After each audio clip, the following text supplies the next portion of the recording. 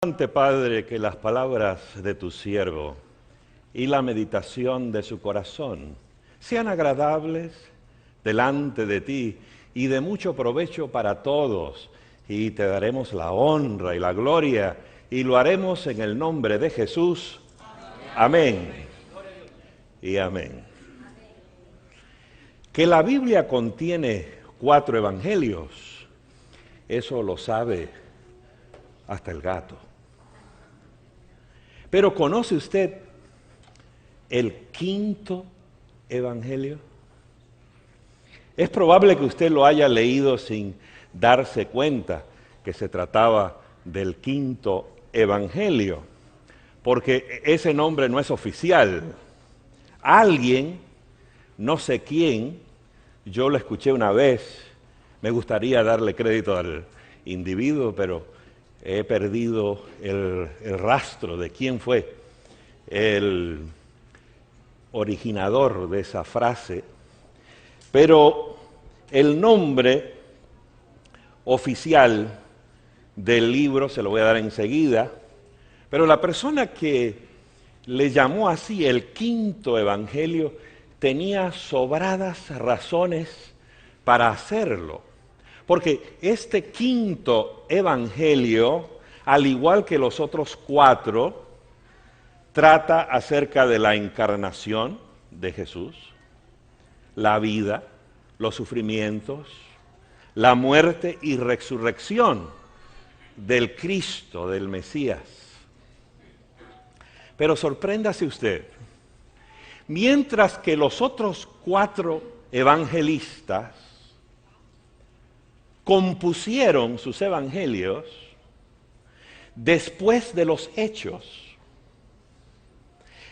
el evangelista, el autor del 5º evangelio, lo hizo con casi 8 siglos de antelación.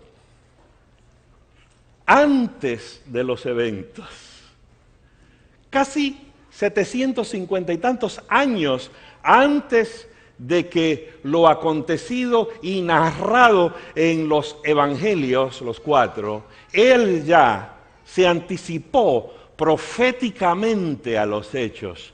Por eso, 3ABN, muy acertadamente, qué feliz me hicieron cuando me pidieron presentar este tema en una serie profética, porque no hay profecía más importante, no hay profecía más linda, no hay profecía que alegre más el alma que aquella que apunta al Mesías, a nuestro Señor Jesucristo. Si un reportero de CNN pudiera viajar por el tiempo y regresar a los sucesos en torno a la cruz del Calvario, para tomar nota de los detalles y para regresar a nuestros días, para entregar un informe y un análisis de los hechos, difícilmente podría superar lo que dice nuestro autor del 5º evangelio. ¿Que cuál es el 5º evangelio? Bueno, su nombre oficial es otro. Es el libro de Isaías el profeta. En especial, ese capítulo de capítulos. Un capítulo tan maravilloso que debiéramos de cometer a la memoria. Isaías 53. ¿Sabían ustedes que el profeta Isaías, el libro que lleva su nombre, es el más citado por los escritores del Nuevo Testamento? Más, escuchen esto, más que todos los otros profetas del Antiguo Testamento combinados, se cita más al profeta Isaías, y no en balde, porque Isaías es el más evangélico Isaías es el que toca recurridamente el tema de la redención. Alguien le ha llamado a Isaías el profeta de la redención. Y ese tema, aunque él tocó varios, él se dirigió, como todos los profetas, a los eventos de su época, a lo que acontecía con su pueblo de aquella época, la invasión de Israel por los asirios, el cautiverio que sucedió a ese evento y la convulsión, tanto física como emocional como espiritual, como consecuencia de ese cautiverio, de esos refugiados. Yo estoy aquí en una ciudad que entiende lo que es ser un refugiado. ¿Sí o no? No es fácil eso. Requiere una adaptación cultural. Requiere un reajuste extraordinario. Algunos nunca lo logran. Nunca lo logran. Y nuestro Isaías, pues se dirigió a esas cosas como bien convenía. Pero el tema de los temas de él, porque se puede hacer más de una cosa, mi abuela decía, entre col y col, lechuga. La de ustedes también. Y entre los coles históricos de lo que sucedía en el momento, aparece de vez en cuando una lechuga evangélica. Y yo prefiero las lechugas esas que los coles. Ahora los coles no importan mucho lo que dijo acerca de esto y aquello, pero lo que dijo acerca de el Mesías, cuando apuntó a Jesús, eso sigue teniendo un significado extraordinario. Tu vida es importante, pero cuando tu vida se dirige y se orienta hacia Jesús, entonces toma matices eternos. Entonces te transportas a la eternidad. Entonces tu vida vale más que nunca cuando se liga al eterno, al Cristo, al Mesías, a Jesús de Nazaret.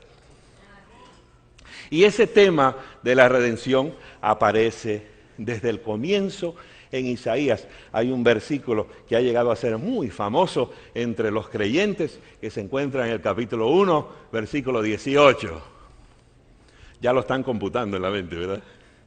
¿Cómo dice? Venid luego, dice Jehová, y estemos en cuenta, si vuestros pecados fueren como la grana, como la nieve, serán emblanquecidos. Si fueren rojos como el carmesí, vendrán a ser como blanca lana. Esas fueron buenas noticias hace 800 años. Esas son buenas noticias ahora. Esas serán las mejores noticias mañana. Hay perdón en Cristo Jesús. La blanca lana viene ¿de quién? Sí, de la oveja, de un cordero. En este caso del cordero que quita el pecado del mundo. No creo que se trate de una casualidad, John, el que Jesús, en una mañana de sábado como esta,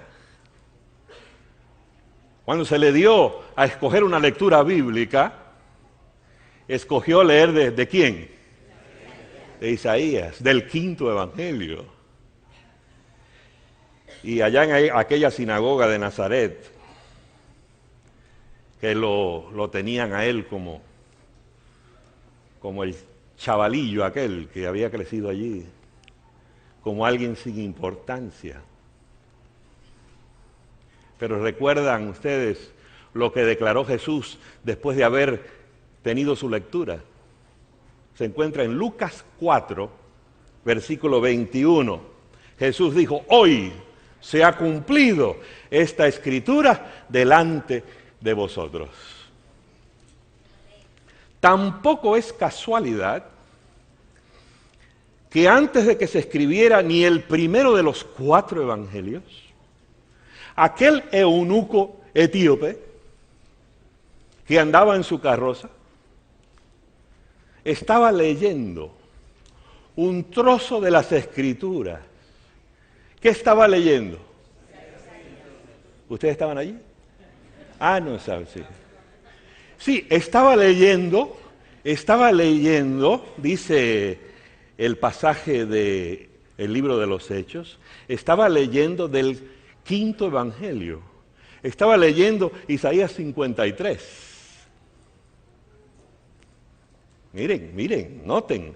No estaban escritos los 4 evangelios, pero ya el 5.º evangelio estaba llevando almas a Cristo. Y en aquella época, los antaños no leían como leemos nosotros. Nosotros leemos en silencio. Si hay una persona hoy por hoy leyendo al lado suyo, usted no sabe qué está leyendo, a menos que vea la carátula. Una vez yo estaba leyendo, había una dama sentada al lado mío en un aeropuerto. Y yo estaba leyendo, modestia aparte, un libro mío. Se llama 10 promesas milagrosas. Y como iba a tocar un tema de ese libro, que es sobre los mandamientos, lo estaba repasando. La dama, como yo lo tenía así, ¿qué vio? La portada. ¿Usted estaba allí? No, sí. Vio la portada, la leyó, la vio.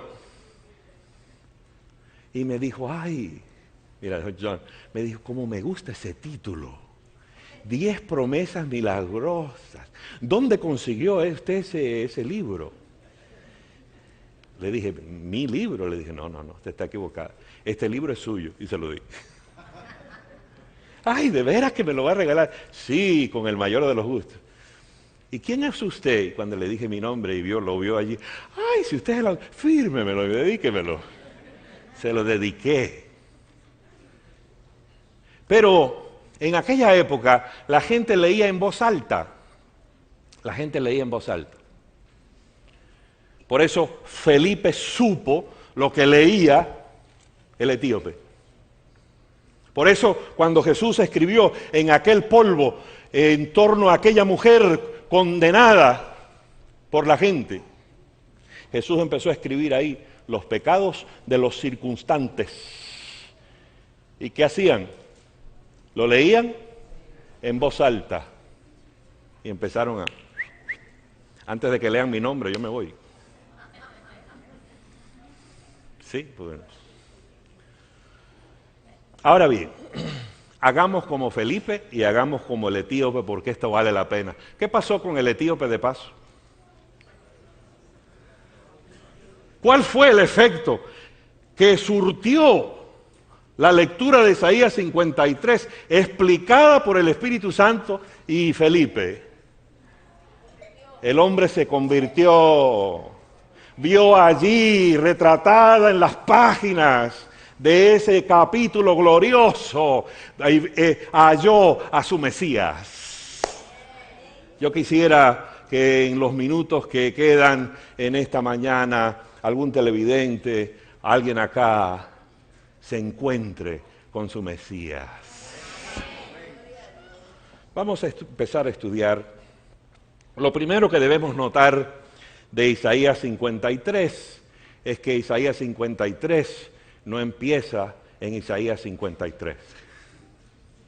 Recuerden ustedes que los capítulos y los versículos fueron añadidos ¿cuándo? Muchos años después, para ayudar a la retentiva y para que se puedan citar los versículos. Pero Isaías no tuvo que ver nada con eso de los capítulos y los versículos. Así que si usted tiene una Biblia que es un poquito más que les suple algunos poquitos de estos detalles, usted va a notar que en Isaías 52, versículo 13, empieza este pasaje. Un pasaje que algunas Biblias lo identifican como el sufrimiento o los sufrimientos del siervo de Jehová. ¿Cuántos tienen una Biblia que lo indique? Sí. Así que empieza en 52, 13, dice aquí, he aquí mi siervo, será prosperado, será engrandecido y exaltado, será puesto muy en alto. Pero eso también tiene un significado, fue puesto en alto. Sería una cruz, pero fue puesto en alto. Como se asombraron de ti muchos, vamos a ver por qué se asombraron. De tal manera fue desfigurado de los hombres su parecer, y su hermosura más que la de los hijos de los hombres. Así asombrará él a muchas naciones, los reyes cerrarán ante él la boca, porque verán lo que nunca les fue contado, y entenderán lo que jamás habían oído. ¿Quién ha creído a nuestro anuncio? ¿Y sobre quién se ha manifestado el brazo de Jehová? Subirá cual renuevo delante de él, y como raíz de tierra seca, no hay parecer en él, ni hermosura. Le veremos, mas sin atractivo, para que le deseemos, despreciado y desechado entre los hombres, varón de dolores, experimentado en quebranto. Y como que escondimos de él el rostro, fue menospreciado y no lo estimamos. Esta primera sección le estoy llamando un Mesías sin atractivo mundanal. Pero esta porción de las Escrituras ha dado lugar a una idea errónea, a una interpretación equivocada. Y yo desearía, con el poder de Dios y la iluminación del Espíritu Santo, relegar esa idea errónea al basural de la historia. Ojalá que no la lea en ningún otro artículo o periódico o revista, porque es una equivocación muy grande. La idea es que ese pasaje que leímos indica que Jesús no era atractivo, digámoslo por lo claro, que era feo. Yo te voy a mostrar con fuentes autorizadas que tu Jesús y mi Jesús era hermoso en todos los sentidos. Jesús era hermoso físicamente y Jesús era hermoso espiritualmente. Y te lo voy a mostrar. Primeramente, volviendo al versículo, la primera parte que leímos en 52, 13 al 15, quiero mostrarte en el versículo 14, que dice que de tal manera fue desfigurado. ¿Qué pasó con Jesús? Fue desfigurado. Es decir, tenía una figura y fue desfigurado. Acuérdate que este pasaje se titula Los sufrimientos del siervo de Jehová. Yo le diría más bien los sufrimientos del Mesías. Cuando tú sufres, tu rostro cambia, ¿sí o no? Mientras más horrorosa la experiencia de tu sufrimiento, más se demacra tu rostro. ¿Se entiende eso? Jesús fue desfigurado, perdió su hermosura en los sufrimientos, en los dolores, en los horrores del Getsemaní y la cruz.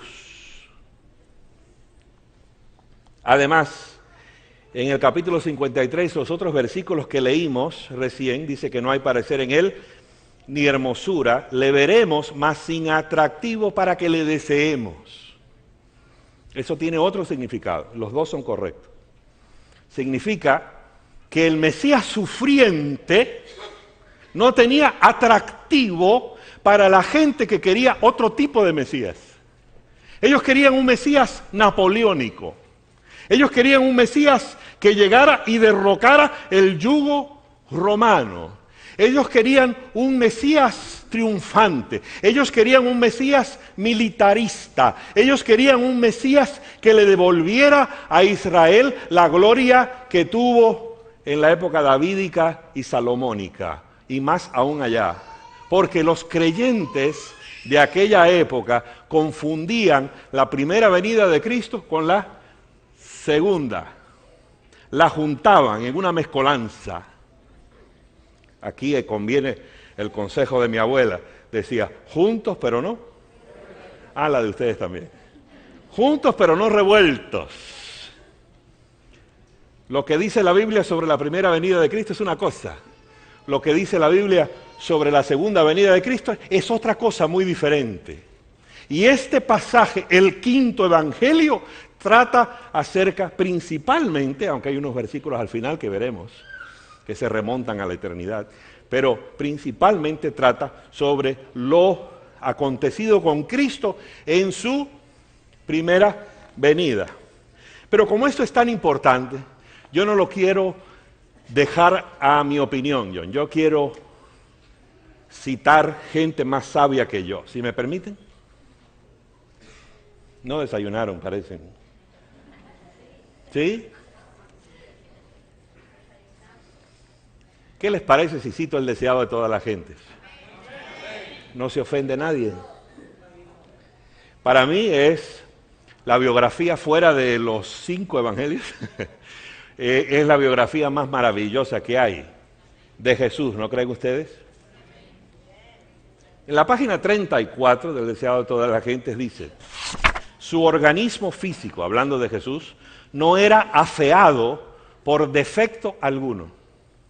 No había nada en el rostro de Jesús que usted diría, la nariz es muy larga, muy corta, los labios son muy finitos, la quijada es muy larga o está un poquito virada para allá, no sé. No había defecto en él que alguno. Era un ejemplo de lo que quería Dios que fuese la humanidad. Era sano y fuerte. En la página 219 del mismo libro, Deseado de todas las gentes, ella dice que habían 3 cosas que atraían a la gente a Jesús. ¿Cuántas cosas? 3. No se me duerme. ¿Cuántas cosas? 3. Ok. Primera, sorpréndase usted. Yo no, pero sorpréndase usted si cree lo contrario. La hermosura de su rostro. Ay, qué pocos amenes. La hermosura de su rostro. ¿Cómo era el rostro de Jesús? No diga lo contrario, por favor. La hermosura de su rostro. Segundo, la amabilidad de su carácter. Tercero, sobre todo el amor expresado en su mirada y su tono. Atraían a él a todos aquellos que no estaban endurecidos por la incredulidad. Yo estoy recalcando este punto simplemente porque estoy cansado de escuchar y de leer que mi Jesús era feo. Jesús no es feo.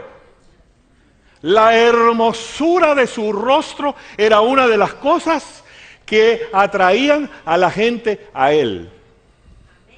No lo digo yo, lo dice el deseado de todas las gentes. Y en un manuscrito, el 33 del año 1911, después de citar los versículos que acabo de leer en Isaías 53, 1 al 3, dice ella, estas palabras no significan que Cristo era en persona inatractivo. Y después dice que en los ojos de los judíos, Cristo no tenía belleza porque ellos esperaban un Mesías que viniera con despliegue de gloria mundanal. ¿Está claro? Muy bien. Y su parecer fue desfigurado. Scofield, que se remite al hebreo para dar la explicación de Isaías 52:14. Dice, el significado literal de Isaías 52:14 es espantoso. Su aspecto fue tan desfigurado en su forma humana que su apariencia no era ya la de un hijo del hombre. Es decir, que no tenía ya forma humana como resultado del trato brutal al que fue sometido en la cruz y anterior a eso. Muy bien. El próximo pasaje, Isaías 53, 4 al 10, le llamo la llaga divina del Cristo. Déjenme decirles algo. Y yo he dedicado mi vida a estudiar la cruz del Calvario. Nadie supera a Isaías en su comprensión del significado de la cruz de Cristo. Fuera del apóstol Pablo y posiblemente Juan, nadie supera, nadie tiene una visión más incisiva, un análisis más acertado y completo que lo que presenta y entrega Isaías en este pasaje que hemos escogido llamarle el quinto evangelio. Nos da el verdadero significado de la cruz. Y nos explica algo, ojalá lo entiendas. No regreses a tu casa sin entender esto, por favor. Lo que importó en la cruz del Calvario, lo que atañe a tu salvación y a mi salvación, no son las llagas, plural, que recibió Jesús. No fue el trato al que fue sometido por la soldadesca romana. No fue lo que hicieron los demonios que estaban allí. No fue el resultado de la mofa y las burlas de aquella turba incauta. Escucha esto, ni los demonios, ni los soldados romanos, ni la turba contribuye ni un ápice a tu salvación y a mi salvación. ¿Estamos claros? Lo que hace el demonio no te salva a ti. Jesús fue entregado a ellos y ellos hicieron con él como quisieron. Pero Isaías es claro, clarísimo como el agua, al indicar que fue lo que Dios hizo, fue el trato, la relación de Dios y Cristo, del Hijo y el Padre, en la cruz lo que nos salva a nosotros. Pablo lo dice en 2 Corintios 5, 19 y en un montón de otros lugares. Dios estaba en Cristo, reconciliando consigo al mundo, no tomándoles en cuenta a los hombres sus pecados. Fue lo que Dios hizo. Isaías lo pone así, dice que la gente pensaría que el Cristo estaba siendo herido por Dios. ¿No lo dice? Herido por Dios. Tenían ellos sobradas razones bíblicas para creer así. En Deuteronomio capítulo 21 está la explicación. Ese capítulo dice que si un criminal, en su último momento, antes de ser apedreado, que era el método más semítico, hebreo, judío, de ejecutar una sentencia a muerte, no tenían la silla eléctrica, lo que hacían era apedrear a la gente. Que una persona, por mala que hubiera sido, en el último momento, si era sincero, podía orar, pedirle a Dios que interviniera, que lo perdonara y encontrar perdón y paz antes de morir. Amén. Pero en Deuteronomio 21, versículo 22, explica por lo claro que si esa misma persona estaba colgada de un madero, si la ejecución no era apedreamiento, sino crucifixión.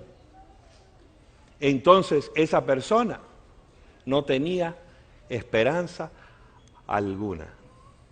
Porque ser colgado de un madero, bueno, lo voy a leer, versículo 22.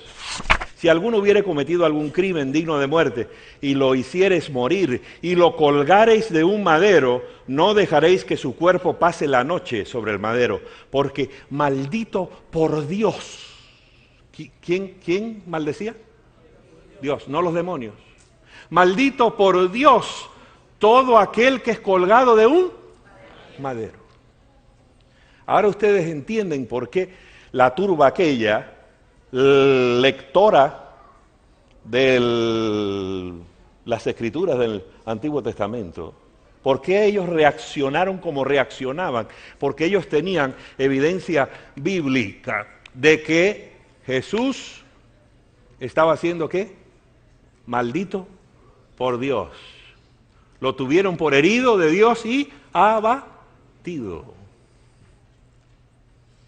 Pero lo que no entendieron ellos, lo explica Isaías. Lo que no entendían, sí, Jesús estaba recibiendo la condenación de Dios, la maldición de Dios. Pero lo que no entendieron está en Isaías 53, verso 5.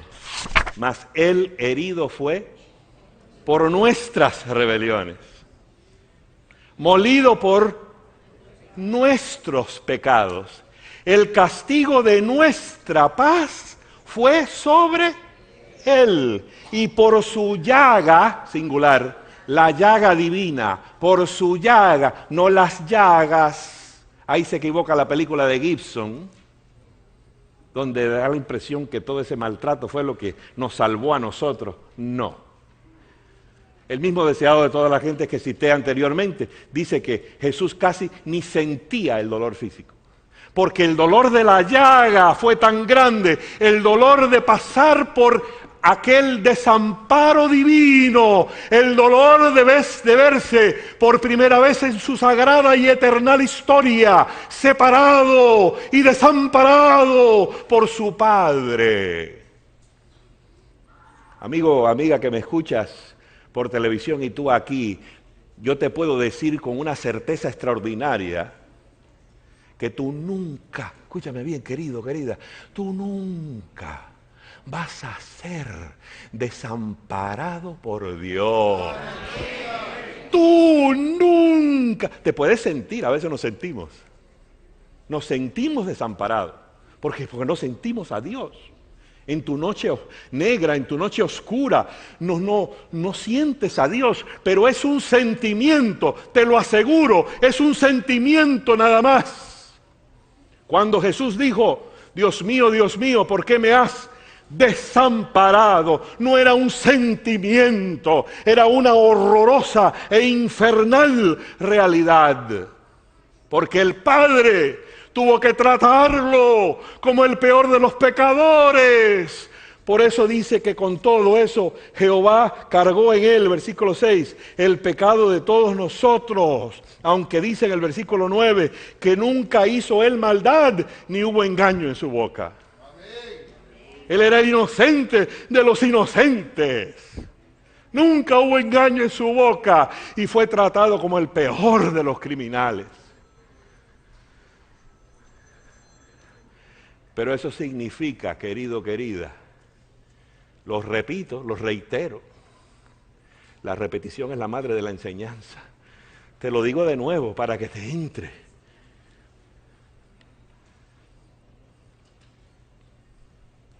Esa es la razón que Dios nunca te va a abandonar a ti.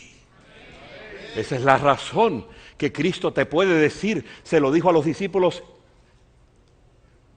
de Él en su época, nos lo dice a nosotros ahora. Yo estaré con vosotros todos los días hasta el fin del mundo. Nunca te va a faltar a Cristo. Te puede faltar algo, pero nunca te va a faltar a Cristo. Y Jehová es tu pastor, nada te falta, querido. Tengo que avanzar.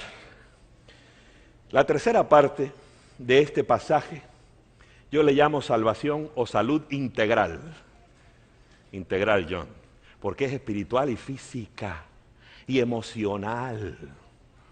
Dice, versículo 4, ciertamente llevó él nuestras, ¿qué?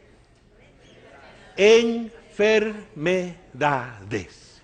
Sufrió nuestros dolores.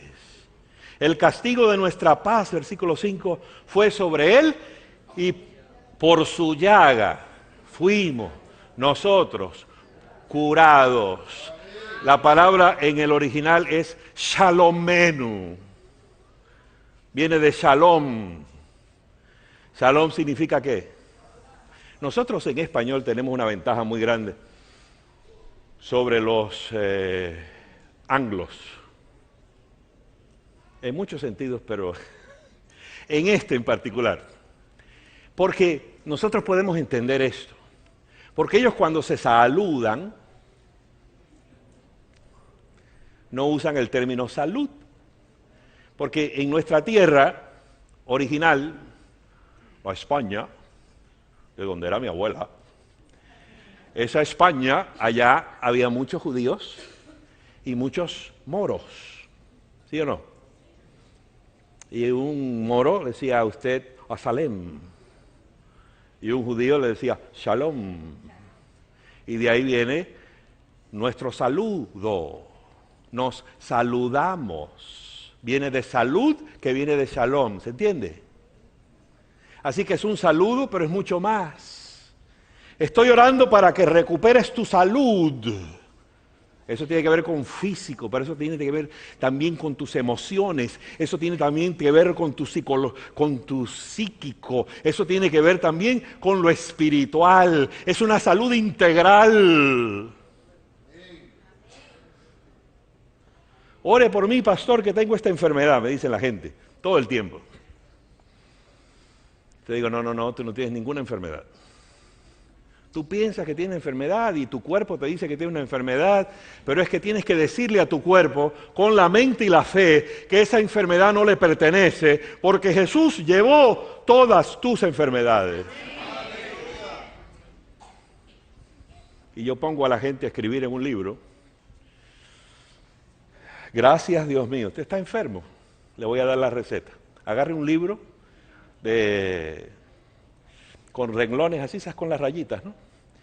En blanco, y llénelo, porque tenemos una mente muy terca, y usted tiene que dejar que la palabra entre. Jesús dijo, vosotros sois limpios por la palabra que os he hablado. Cuando entra la palabra, entra la virtud. Cuando entra la palabra, entra el poder de Dios. La palabra que obra en vosotros que creísteis. El original dice energeo. Cuando tú recibes la palabra de Dios, recibes la energía del infinito. Te conectas, te enchufas a la cruz del Calvario. Y Jesús llevó todos tus dolores, todas tus enfermedades y llevó tus pecados. Alabado sea el nombre de Cristo Jesús. Así que ponga ahí en esa libreta, gracias Dios mío, porque por la llaga de Jesús estoy curado, estoy curada. Y repítelo y escríbelo, hasta que entre aquí. Aquí. Esa enfermedad que tú tienes no te pertenece. Le pertenece a Jesús y ya la enterró.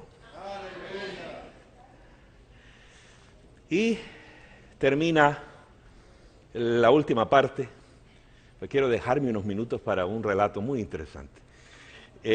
La última parte habla sobre la extensión de su obra. Aquí nos incluye a nosotros. ¿Cuál sería la extensión del logro de Cristo en la cruz? Verso 11 dice, verá el fruto de la aflicción de su alma y quedará satisfecho. Por su conocimiento justificará mi siervo justo a muchos y llevará las iniquidades de ellos. Quedará satisfecho, verá el fruto de su alma. Cuando Jesús nos mira hoy, desde donde está, en el lugar santísimo, a la diestra del Padre, intercediendo por nosotros. Cuando Jesús nos mira esta mañana, está satisfecho. Está satisfecho. Pastor Fran, esa es otra pregunta. Pero ¿cómo sabe usted que Dios me acepta? Dios te acepta, querido. Pero es que usted no me conoce. No me hace falta. Ni te va a ayudar un ápice que yo te conozca o no te conozca. Pero yo sé quién te conoce. Dios te conoce.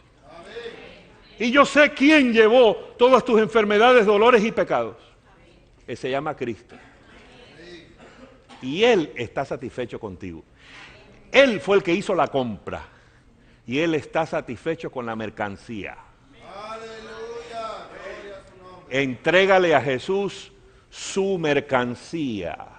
Tú eres comprado por precio, querido, querida. Comprado eres por precio. Dale a Jesús, entrégale, preséntale la mercancía. Tengo como 9 minutos para contarles un relato. Yo llevo 17 años en La Voz de la Esperanza. Gracias por los amenes, gracias. No son 2 o 3 días, no son 2 o 3 días. Pero yo recuerdo, quizás con cierto interés especial, mi primerísima campaña. Yo acabo de regresar a razón de días de una campaña en Minatitlán. De paso, le estaba diciendo a John Dincy, nuestro hermano, que la gente me paraba en la calle, pregúntenle a mi esposa, andaba con ella. Estaba haciendo ejercicio, no me había afeitado, tenía gafas oscuras. Pastor, ¿cómo está? Usted no sabe cómo me ayudan sus mensajes. Un joven me dijo lo mismo en un restaurante y se emocionó, casi llora, y me dijo, usted no sabe cómo me ha ayudado sus mensajes. Alabado sea el Señor. Predicamos allí. Me levanté una mañana para leer el periódico, estaba la primera plana, le hice así a la primera hoja, aquí en la segunda hoja. Un periodista había venido a las campañas, me hizo unas preguntas así, pero yo no sabía bien lo que me estaba diciendo, y me hizo un informe. Y dice, ¿saben cuál decía la plana? Dice Fran González, de La Voz de la Esperanza, acepta a Cristo como tu Salvador. Amén. Acepta a Cristo como tu Salvador.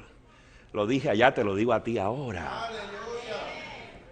Pero pastor, ¿lo hago o no lo hago? Sí, hazlo, porque el Señor está satisfecho. Él quiere ver el fruto de su obra. Y tú eres ese fruto, querido. Tú eres ese fruto, querida. ¿Qué esperas? ¿Qué estás esperando? ¿Qué te falta? Como dijo el tipo, ¿qué te falta?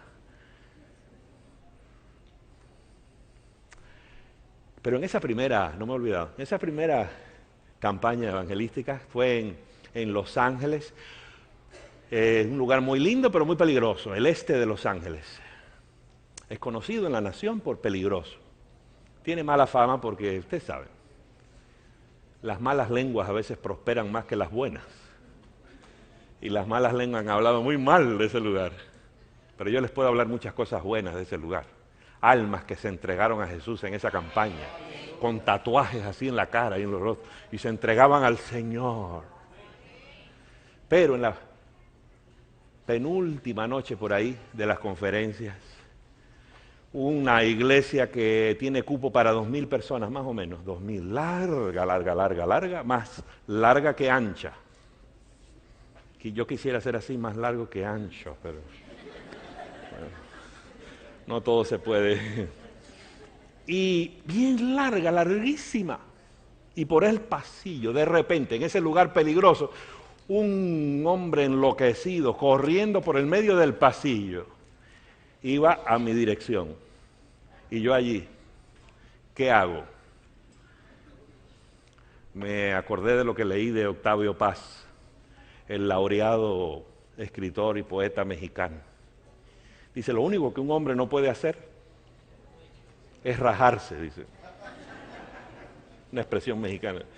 No puedes rajarse. Y dije, bueno, yo no puedo dar el ejemplo aquí de irme y salir corriendo. Me quedé ahí, empecé a orar. Señor, ha sido maravilloso servirte todos estos años. Mi tiempo en la Voz de la Esperanza aparentemente va a ser muy corto. Mi esposa, cuídala. Si el recuerdo de mí no es suficiente, dale un buen esposo. No es mi preferencia, pero... Y mientras tanto el loco corriendo. ¿Piensa usted que algún diácono se interpuso en su camino para ayudar al pastor? No, para nada. Para recoger la ofrenda, ahí están. Salen como hormigas por todas partes. Pero ayudar a salvarle la vida al pastor, no. Todo el mundo un Pilato.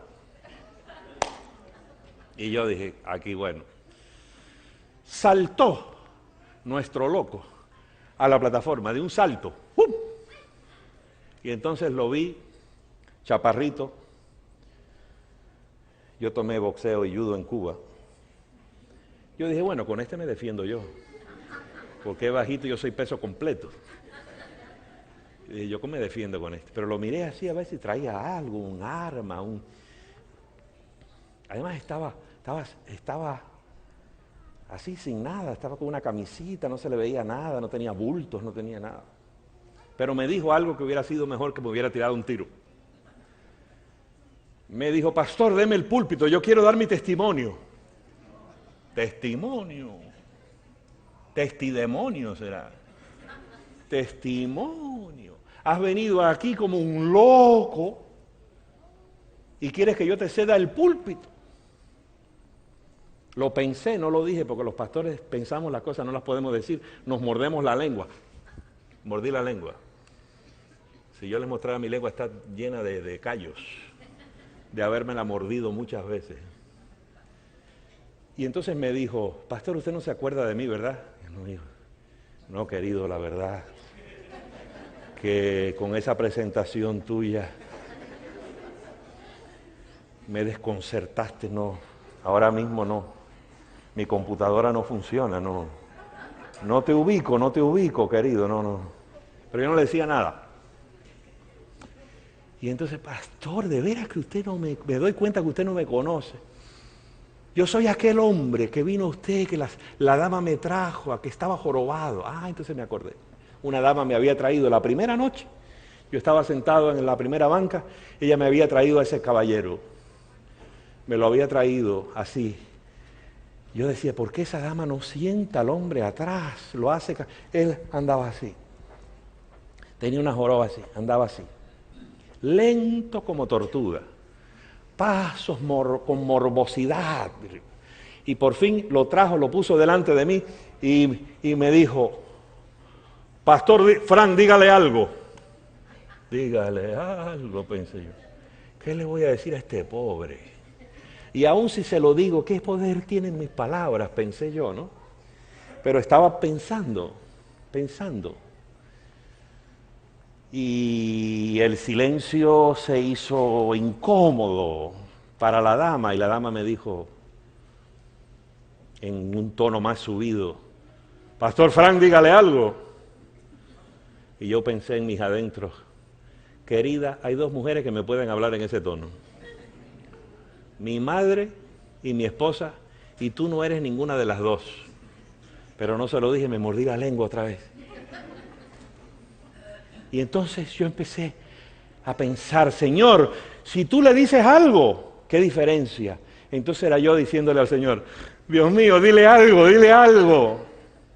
Y el Señor me puso una frase en el cerebro enseguida. Cuando tú le pides ayuda a Dios, Él te la da. Y me dio una palabra, yo sabía que era palabra de Dios. Dijo, y le dije al hombre, mira, tengo una palabra de Dios para ti, la misma que te digo a ti. Busca primeramente el reino de Dios y su justicia, y las demás cosas os serán añadidas. Y el hombre se fue a su asiento, y yo lo vi todas las noches leyendo la palabra de Dios, y después estaba ahí conmigo al lado. Y le dije, adelante, querido, da tu testimonio. Y dije, mire, ustedes me vieron, porque había venido aquella noche con costras también por todo su cuerpo, además de estar jorobado. Miren ahora, ustedes me vieron, miren cómo estoy ahora, miren cómo estoy. Porque por la llaga de Jesús fuimos curados. Entrégate a Jesús, querido, y yo te diré en su nombre, Dios te bendiga y te guarde. Haga resplandecer Dios su rostro sobre ti y tenga de ti misericordia. Dios alce a ti su rostro y ponga en ti shalom, salud, paz.